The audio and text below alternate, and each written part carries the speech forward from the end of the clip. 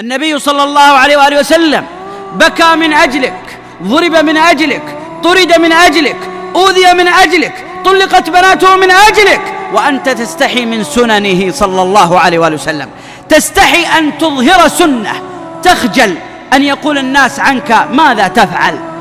نخجل أن نطلق لحانا، أن نقصر ثيابنا، أن نمشي كمشيته، أن نقول كمقالته، أن نحفظ كلامه، أن نصفه ونمدحه بين الكفار، نخجل من الدعوة كما كان يدعو،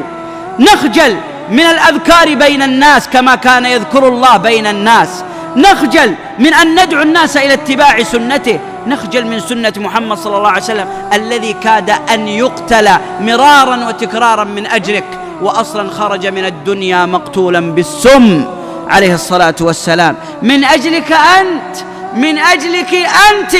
لما أراد أن يغادر الدنيا بكى، فقيل له ما يبكيك يا رسول الله؟ قال وددت لو رأيت إخواني. كان يتمنى أن يراك، لكن وخجلاه أن يراني أو يراك ونحن قد ألقينا بسنته تحت أقدامنا، نخجل من فعلها بين الناس، ونخجل من مدحها أمام الناس، نتزين ونتجمل بسنن الكفار، ونرى أنها أجمل في قلوبنا وأكمل في أعيننا من سنن محمد صلى الله عليه وآله وسلم. بعض الناس يا أخوان الكرام إذا تكلمنا مثلا في مسألة اللحية قال يا شيخ هذه سنة. طيب أنا بقول معك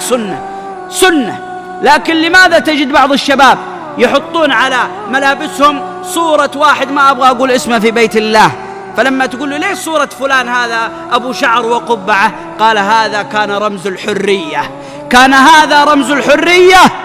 بل كان رمز الزنا وشرب الخمر